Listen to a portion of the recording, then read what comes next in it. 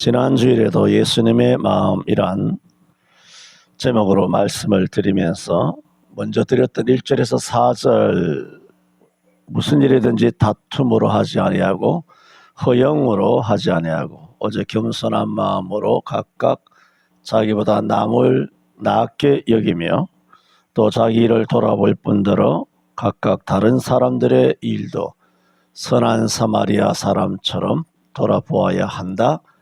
이미 드린 이 말씀에 부연해서 이런 것들에 우리가 반드시 얹혀져야 되는 것이 있는데 내 보물이 있는 곳에 내 마음이 있다. 이렇게 선한 사마리아인처럼 다른 사람의 일을 돌아본다는 데는 필연 시간이 들어가게 되고요. 그리고 선한 사마리아인도 포도주와 기름, 나귀, 또 부비가 더들면 아끼지 않았던 것처럼 물질이 필연 들어가게 된다라는 그런 말씀을 드렸습니다. 오늘도 역시 예수님의 마음이란 제목으로 말씀을 드립니다. 먼저 바울 사도는 예수님의 마음을 품으라고 했습니다. 5절에 너희 안에 이 마음을 품으라 곧 그리스도 예수의 마음이니. 중요한 말이죠. 그런데 이것은 설교할 때만 그렇습니다. 여러분의 입장에서 본다면 말씀을 들을 때 혹은 성경 공부할 때 또 종교적인 용어를 쓸 때 예수님이시라면 어떤 생각을 하셨을까? 예수님이시라면 어떤 행동을 하실까? 또 예수님의 마음을 품자. 그거에 딱 그까지입니다. 그냥 성경을 풀면 성경이고 덮으면 성경에 예수님이 같이 있는, 성경을 펴면 말씀이 보이고 성경을 덮으면 말씀은 성경이라고 하는 감옥에 딱 갇혀 있는 것처럼 딱 그것뿐이에요. 실제로 그리스도인이 199 그렇게 살아가는 삶이 다 그래요. 매우 이중적이고 매우 형식적이죠. 예를 들어 볼까요? 성경은 분명히 뭐라 그랬습니까? 너희 안에 네 주장을 지켜라. 너희 안에 너희의 인생 철학을 지켜라. 너희 안에 너희의 중심을 지켜라. 너희 안에 네가 살아온 인생 철학을 지켜라. 이거 아니면 안 돼. 누구에게나 그게 다 있거든요. 누구나 그게 있어요. 자기를 가둬놓고, 그리고 그 가둬놓는데 자기만 가둬놓는 것이 아니라 마누라도 여기다 가둬놓고, 남편도 가둬놓고, 목사도 가둬놓고, 장로도 가둬놓고, 성도도 가둬놓고, 직장에서도 상사들도 가둬놓고, 동료, 친척, 무슨 같이 동기들, 친구들 다 여기 가둬놓는 거야. 이거 아니면 안 된다. 이거 아니면 손절하는 거야. 이제 다시 안 보는 걸 하자. 우리 친구 아니야. 40년 50년 친구도 아니야. 그게 그대로 딱 칼로 못 잘라버리는, 그거는 예수님의 마음이 아니지요. 당신 인생의 철학이지. 우리는 마음으로 입으로 예수를 믿는다 그러면서 실제 삶은 자기 삶의 방식이 율법이 되어 있어. 자기 삶의 방식이야. 성경은 예수 마음을 품으라 그랬잖아요. 당신의 지주나 이념이나 당신의 사상이나 당신의 인생관, 당신의 철학관이 아니야.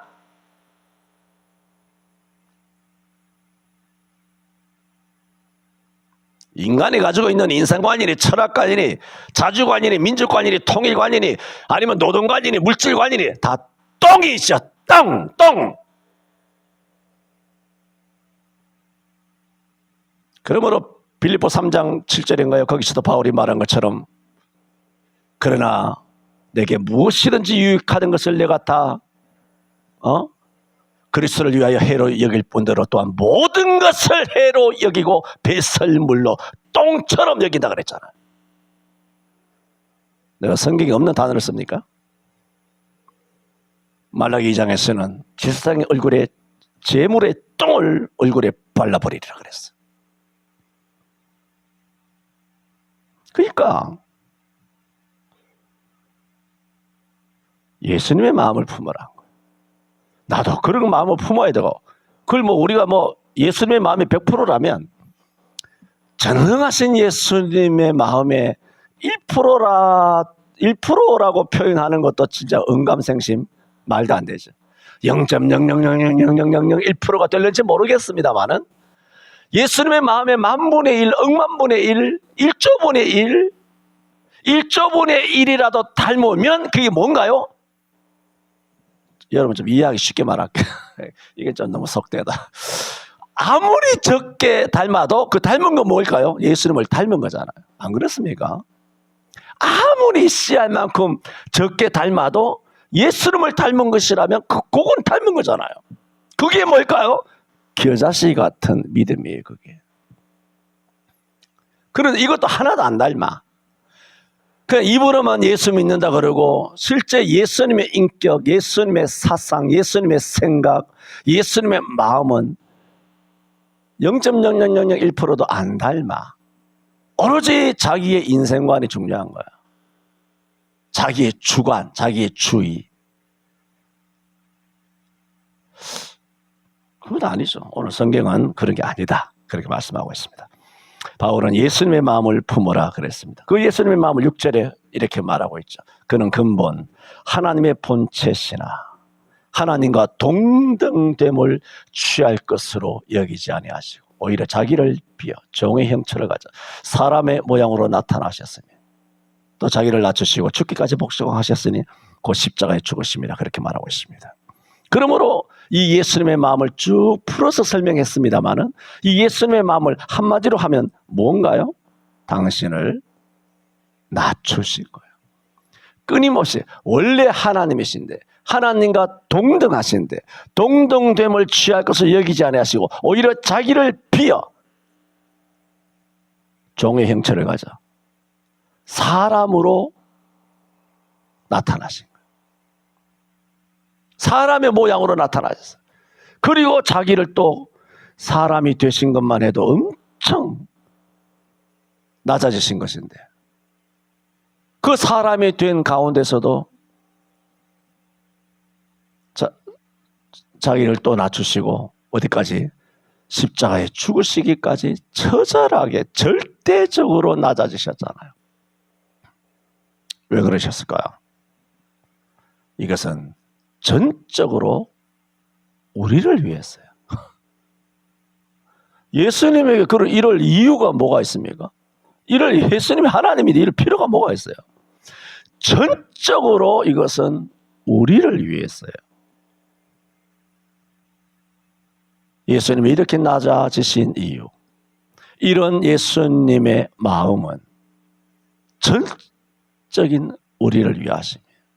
그러므로 바울 사도를 통하여 너희 안에 이 마음을 품어라 곧 그리스도 예수의 마음이다 라고 했을 때 실제로 우리에게 던져주고 있는 가르침이 뭔가요?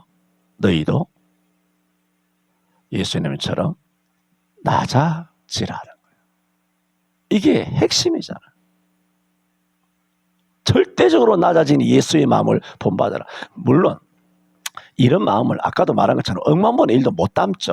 못 담지만 억만분의 1을 닮으면 억만분의 1은 닮은 거잖아요. 어? 그런 닮음은 있어야 되지 않냐요. 억만분의 1에서 억만분의 2에서 우리가 이 땅에서 영원히 성화가 되고 성화가 완성되지 못하고 아무리 지사충성해도 그렇게 되지 못하지만은 왜? 바울이 고백처럼 가면 갈수록 나는 죄인 중에 괴수라는 거예요. 그런 사도 바울이 자기를 돌아봤을 때는 나는 죄인 중에 괴수라는 거예요. 내 지쳐 쇠고에 선한 마음이 있고 악한 마음 두 마음이 있는 것을 본다는 거예요. 한 다른 법이 내 마음에 벽가서 내 마음을 죄의 법 아래로 사로잡아 가는 것을 보노도다. 오호라 나는 공고한 사람이라다. 이 사망의 몸 에서 누가 나를 건져내리요. 그랬어요. 이런 사도 바울이 자신을 사망의 몸이라 죄인 중에 괴수라 바울이 예수님을 닮았을 거 아니에요. 아주 적은 부분은 닮았을 거 아니에요. 그럼에도 그렇게 말한다면 우리 같은 이런 인생들은 도대체 우리 자신을 어떻게 평가를 해야 될까? 이게 자신을 스스로에게 두고 평가를 한다라는 이 말 자체가 굉장한 모순이 아닐까요? 바울이 죄인 중에 계셨으면 우리는 뭐라고 말해야 되겠어, 우리가?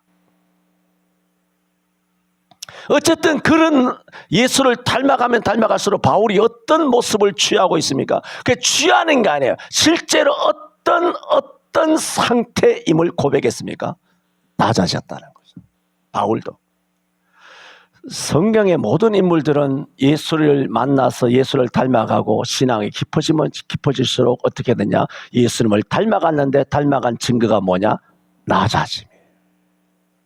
그러므로 이 땅에 난다 긴다 뭐 3대 4대 뭐 목사과정 장로과정 이런 뭐 이거 아무리 난다 긴다 해도 낮아지지 않는 인간은, 낮아지지 않는 목사, 장로, 권사, 집사, 청년, 모태신앙, 뭐 유아세례, 주일학교 출신, 뭐 아무리 성경이고 뭐 신학이고 뭐 다 의미가 없어요. 핵심은 어떻게 해야 되나? 낮아져야 돼. 이 낮아짐이 되지 않는다면 이건 거의 가짜가 아닐까? 그걸 판단하는 거죠. 딱 겸손하냐? 물론 사람이 겸손하다는 것이 아니라 사람 보라고 겸손하는 것이 아니라 일부러 겸손하는 아주 교활한 인간, 간교한 인간이 되라는 것이 아니라 정말 하나님 보실 때 우리의 마음을 살피고 배분을 시험하시고 각각 그 행위와 행실대로 하나님께서 다 판단하시는 그 여호와 앞에서 우리가 진정으로 우리 자신을 낮추는, 물론 하나님 앞에서 우리를 낮춘다는 것도 웃기는 얘기. 지가 안 낮아지면 어떡할 것이요, 지가. 하나님 앞에서 지가 안 낮아지면 어떡할 것이요? 높이면 또 얼마나 높일 수 있을 것 같아. 그러나 성경에 말씀하고 있기 때문에 예수님처럼 낮아져야 된다는, 하나님 보실 때 내가 있어야 될 다윗을 만나니 내 마음에 합하다였다 한 것처럼 우리의 낮아짐이 하나님 앞에 합하다라고 인정되는 낮아짐. 그렇게 낮아지는 것, 그것이 뭐냐? 그것이 예수님의 마음을 닮은 뭐라고? 증거라. 낮아지느냐 안 낮아지느냐 그것만 보면 답 나온다는 거예요. 당연하죠. 그게 여기에 무슨 영분별 연사가 필요합니까? 하등 필요 없습니다. 뭐 투시 연사 아주 필요 없습니다. 딱 보면 답 나옵니다. 걸음걸이만 봐도 답 나옵니다. 예수님께서 이렇게까지 당신을 낮추시고 십자가에 죽으시기까지 낮아지신 것은 오롯이 우리를 위하심입니다. 우리를 위하여 모든 것을 버리신 것입니다. 그러면 낮아짐이라는 건 뭡니까? 낮아짐이라는 것은 모든 것을 버리는 거예요. 인격적으로만 낮아지는 거, 그게 아니라 모든 것을 버리는 거예요. 그게 낮아짐이에요. 그 추상적으로 나는 낮아졌네. 나는 낮아졌네. 노래나 부르고 뭐 찬송이나 하고 그거 말고 입으로만 마음으로만 낮아지는 것도 대단하겠지만은 그게 아니라 실제로 낮아짐과 등식 같이 반드시 직결되는 게 뭐냐? 낮아지는 것은 버리는 거예요. 뭘 버립니까? 권위를 버리는 거예요. 뭘 버립니까? 학식을 버리는 거예요. 아까 말했죠. 3장 7절에 빌립보. 모든 것을 배설물같이 여기는 거예요. 모든 것을 해로 여긴다고. 그냥 버리는 것이 아니라 뜨거워. 우와, 내가 갖고 있는 학위, 이 학위가 이렇게 뜨겁게 똥이었구나. 그 자각. 자랑하는 것을 안 하는, 지난번에도 말했지 않습니까? 겸손이라는 것은 높은 사람이 안 높은 척하는 게 겸손이 아니라고 말했잖아, 성경은.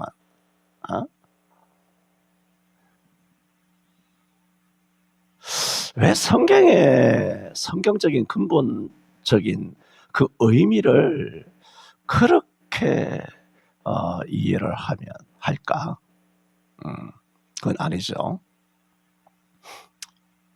그런 것이 겸손이 아닌 것처럼 버린다, 자기를 낮춘다라는 것은 마음적인 것이 아니라 실제로 실제로 정말 이 더러운 것을 내가 갖고 있어. 내가 학벌을 내가 이 더러운 것을 이 학벌 이 더러운 것 이 나의 젊음이 더러운 것을 갖고 있었구나. 나의 어떤 장기 기술 뭐 여러 가지 많은 IT 기술이라든가 사회적인 지위 국회의원이 됐든 뭐 고위공직자가 됐든 판검사가 됐든 의사가 됐든 뭐가 됐든 이 더러운 것들을 내가 갖고 있었구나. 그거랑 예수님이 하나님이시라는 이 본질, 하나님이시라는 지위, 하나님의 신분과 여러분 인간들이 가지고 있는 그런 노벨 의학상이나 그런 것들하고 비교가 됩니까? 전능하신 하나님을 다 버려버렸는데, 하나님이 심을 버려버렸는데, 당신의 학위와 세상적인 지위와 명망과 권세와 유명세가 도대체 무엇이더란 말입니까? 똥들아. 나도 똥.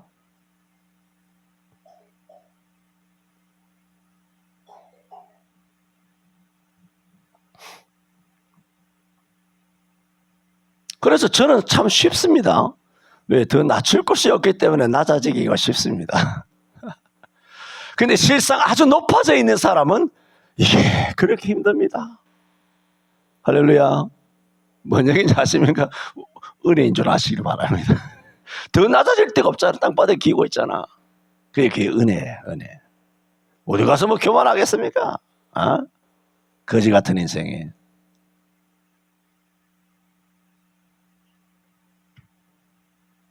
낮아져야 한다. 예수님의 마음을 품는 것은 실제적으로 낮아져야 해요. 낮아지는 것은 반드시 직결되는 것이 있는데 버려야 하는 것입니다. 그래서 예수님의 마음은 세 가지로 본다면 겸손, 복종, 헌신입니다. 마태복음 11장 29절에 나는 마음이 온유하고 겸손하니 그랬어요. 나의 멍에를 메고 내게 배우라. 그리하면 너희 마음이 쉼을 얻으리라. 빌립보 2장 8절 오늘 읽으신 것처럼 자기를 낮추시고 죽기까지 어떻게 하셨다? 복종하셨다는 거죠. 이게 예수님의 마음입니다. 겸손하시고 복종하시고. 그래 십자가에 죽으셨으니까 헌신이죠. 예수님의 마음은 겸손이죠. 종의 형체를 가져서 하나님을 버리시고 하나님의 동정됨을 버리시고 종의 형체 겸손이시죠. 그리고 죽기까지 복종하시고 십자가에 죽으셔서 헌신이죠. 오늘 빌립보 2장 5절에 11절 예수님의 마음을 세 가지로 딱 본다면 오늘 본문에서는 이 세 가지를 말하고 있습니다.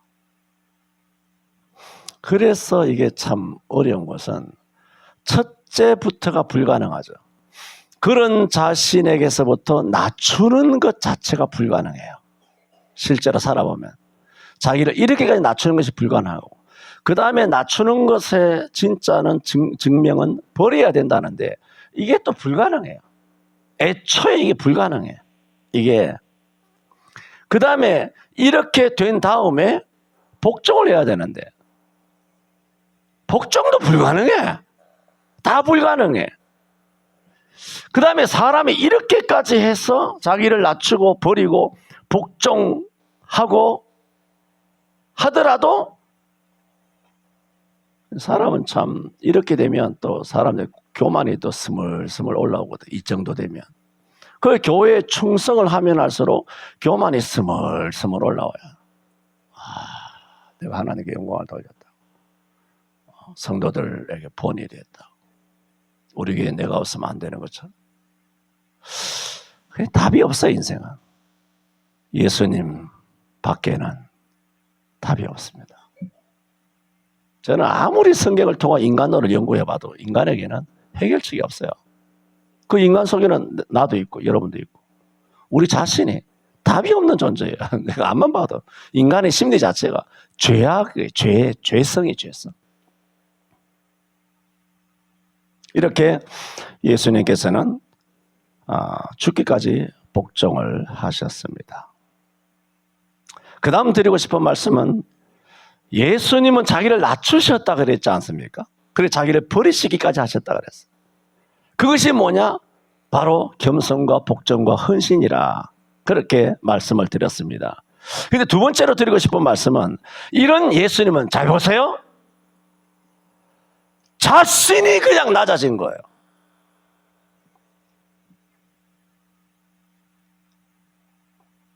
그 다음에 드릴 말씀입니다. 남을 낮추려고 하지 않으셨어요. 근데 기독교인은 교회마다 아무리 대단하다고 하는 성도들도 보면 뭔가 자기가 열심히 전도하잖아요. 그러면 상대방도 전도를 왜 안 하느냐? 저 사람이 전도. 내가 열심히 기도하잖아요. 저 사람 왜 이렇게 기도 안 하냐? 내가 11조 하잖아요. 저 사람 왜 11조 안 하냐? 내가 주일 지키잖아요. 저 사람 왜 11조 안 하냐? 내가 겸손하지. 내가 낮아졌지. 저 사람은 왜 저리 교만하지? 내가 한 대로 누군가 행동하지 않으면 내가 낮아졌는데 저 사람이 안 낮아져. 그러면 같이 가서 낮아지라고 상대방도 낮추는 거예요. 대단하죠?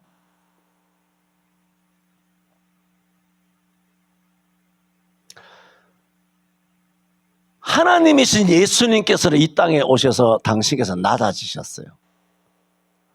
낮아지셨지만은 누구든 지배하기를 원치 않으셨어요.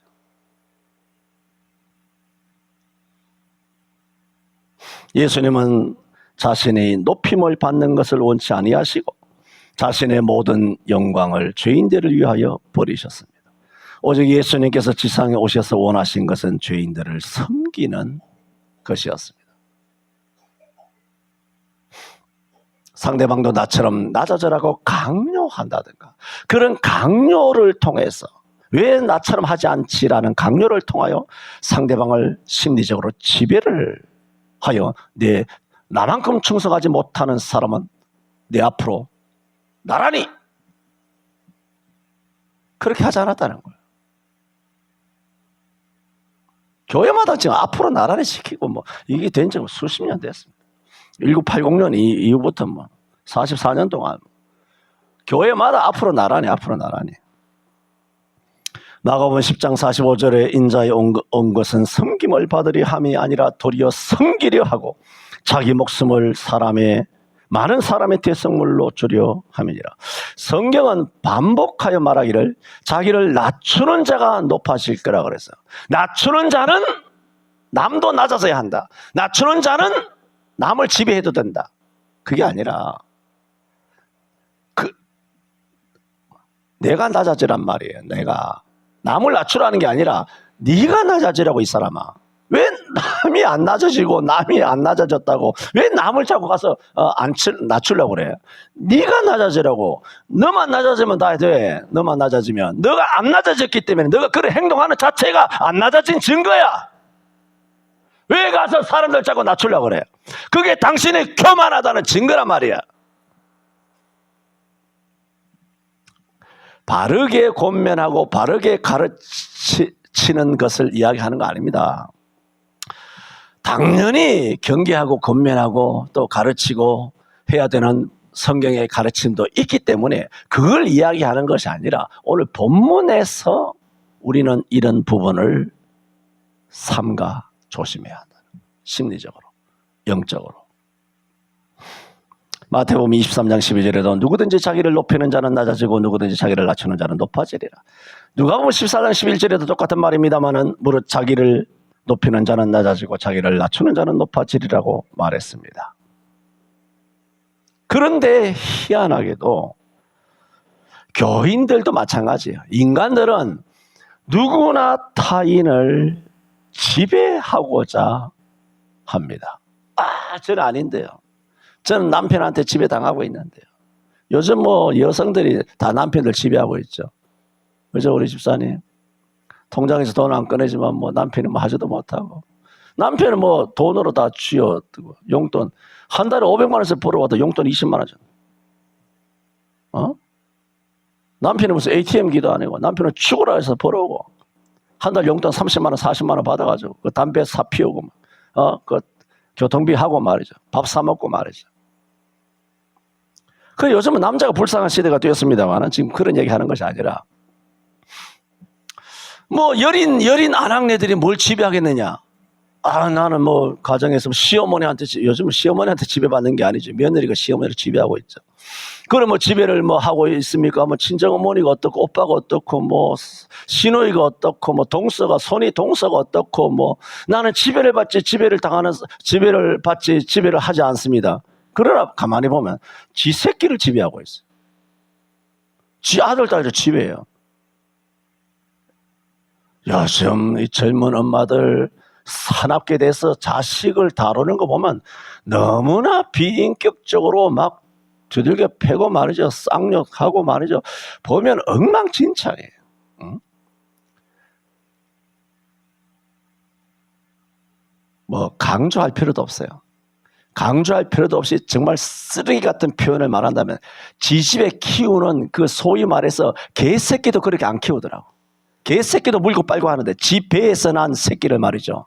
개새끼보다 못하게 마음대로 쌍욕 갖다 받고 말이죠. 욕저거리 하고, 개새끼는 정성스럽게 밥을 챙겨주면서 애새끼들은 아침도 굶기고 말이죠.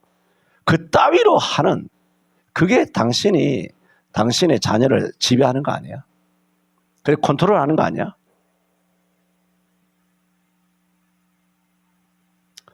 교회 목사가 성도들을 지배하는 것은 말할 것도 없어요.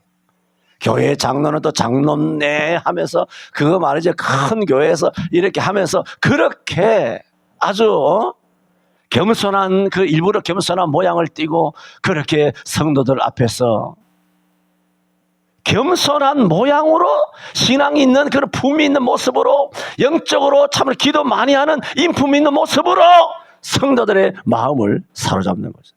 마치 압살롬이 백성들의 마음을 훔치는 것처럼 성도들의 마음을 훔치잖아. 눈에 보이잖아. 안 보이냐? 딱 보면 답 나오는데 너희들. 이렇게 사람들은 희한하게도 다른 사람을 지배하고자 합니다. 교회나 목사나 성도들도 마찬가지입니다. 여러분, 교회는 이미 오래전에 지배 구조는 확립되어 왔습니다.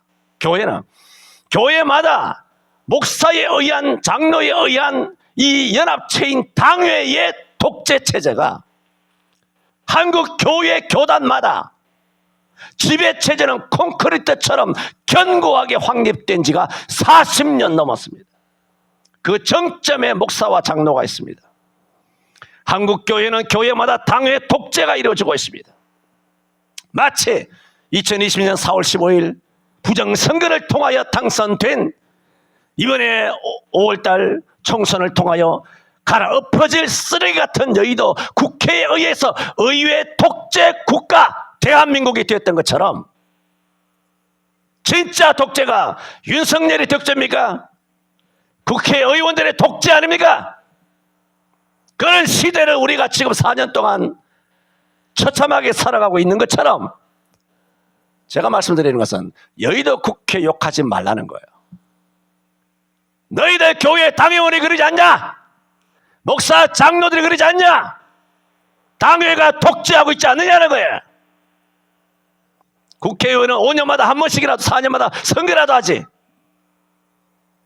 죽을 때까지 당회원에 대해서 교회를 쥐락펴락하고 교회 헌금 수십억 수천억이 들어와도 극소수인 당회에서 이것을 떡주머니듯이 하는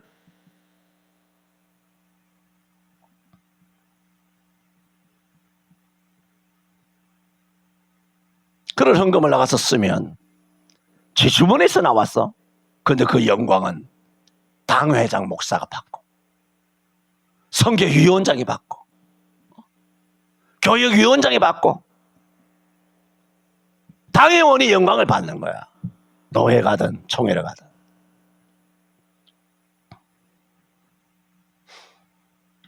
그래서 한국교회는 직분으로 사람을, 성도를 억누르려 하는 문화가 팽배합니다. 교회마다.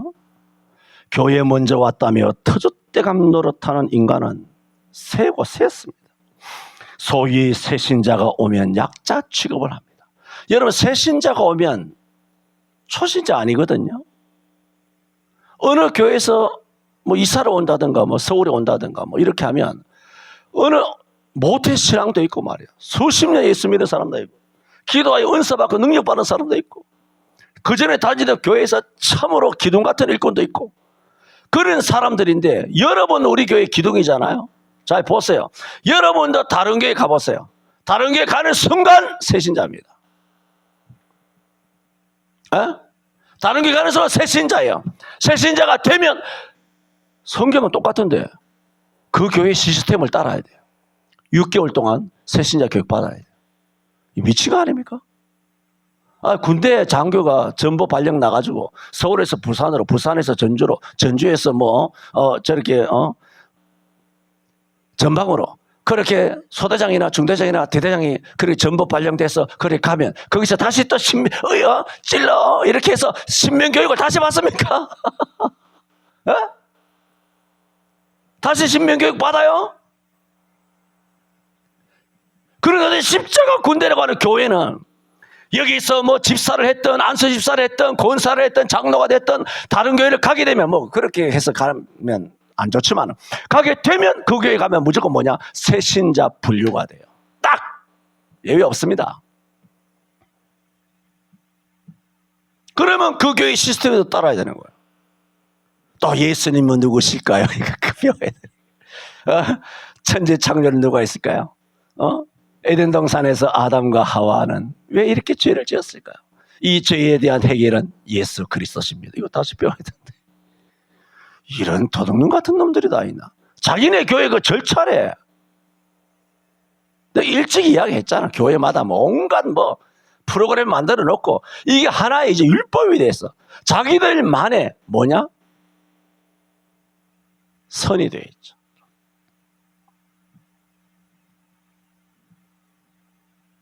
그래서 새신자가 오면 약자 취급합니다. 또 부교역자들 중에는 성도들이 교회에 일단 등록하잖아요. 새신자가 오잖아. 새신자가 오면 부교역자, 여전도사들, 남전도사들, 강도사들, 부목사들 이렇게 새신자가 오면 새파랗게 젊은 교역자임에도 불구하고 새신자가 등록하면 자기는 지도자, 이 사람은 피지도자. 나는 가르치는 자, 이 사람은 가르침을 받는 자. 라는 이분법적인 사고에 빠져서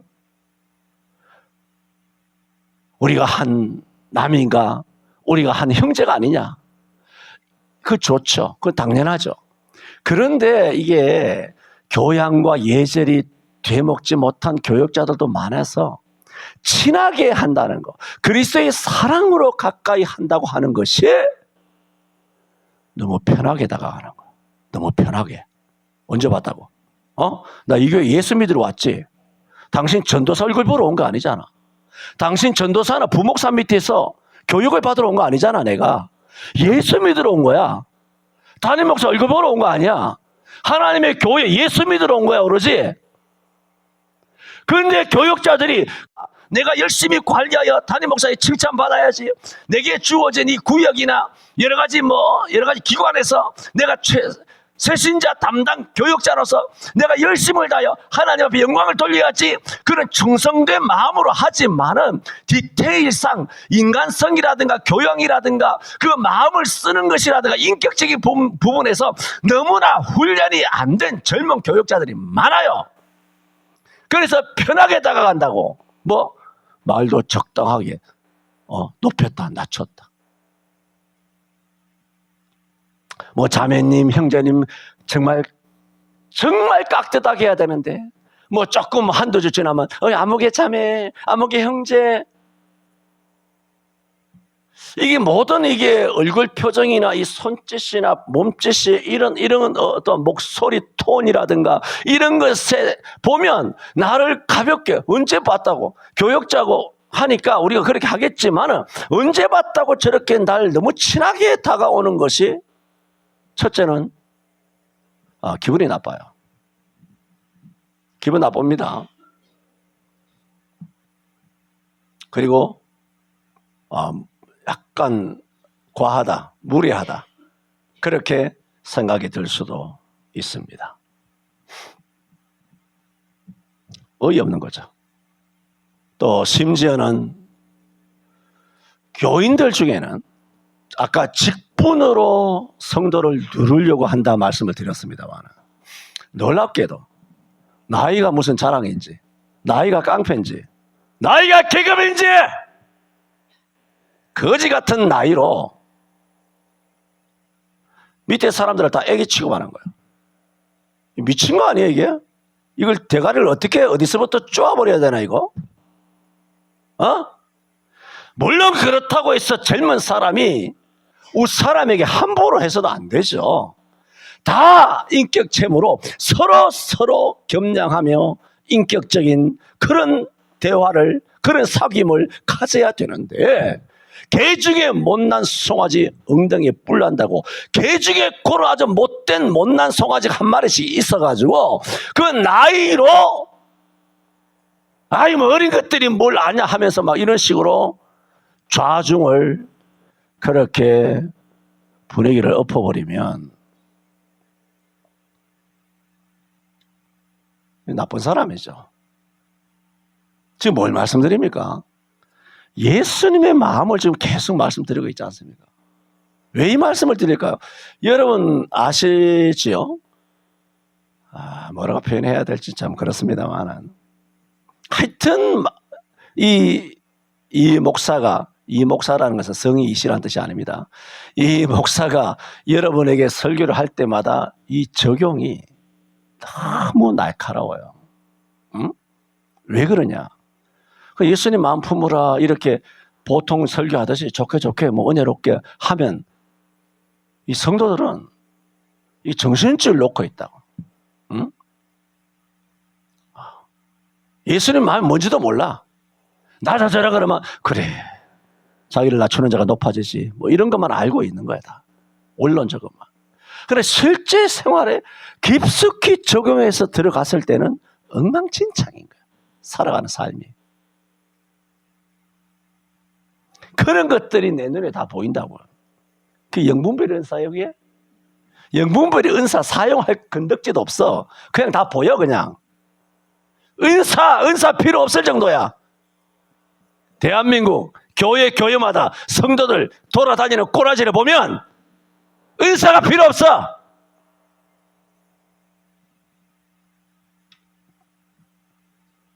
그러므로 한국 교회는 교회마다 희한한 일들이 목사 눈에 보이지 않는 화장실 뒤에서 일어나고 있습니다. 또 이전에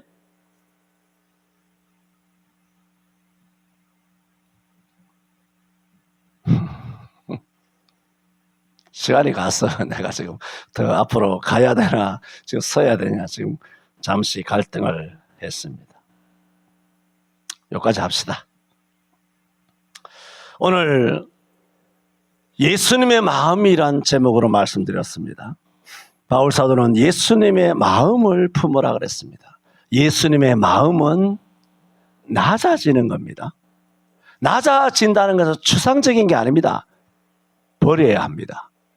내가 굉장히 자랑스러운 스펙, 지위, 신분, 지식, 학벌, 또 건강, 이걸 그야말로 배설물처럼 나의 직장, 뭐 연봉, 뭐 집, 뭐 할 것 없이 뭔가 나의 모든 자랑스러운 것은 다 그리스도를 위하여 해로 여길 뿐더러 배설물로 여겨야 돼요.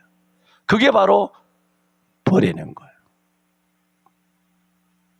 이런 버리신 예수 그리스도의 마음은 당신이 낮아지는데 목적이 있었지, 다른 사람을 너는 왜 내가 낮아졌는데 안 낮아졌느냐, 다른 사람을 자꾸 낮추려고, 그게 상대방을 지배하는 거거든요. 지배하는 거, 지 잘난 걸로 지배하는 거. 내가 기도하는데 왜 기도 안 하냐? 그거는 목사가 한다고 그랬잖아요. 목사가 설교한다고 성경대로 설교하잖아요. 응?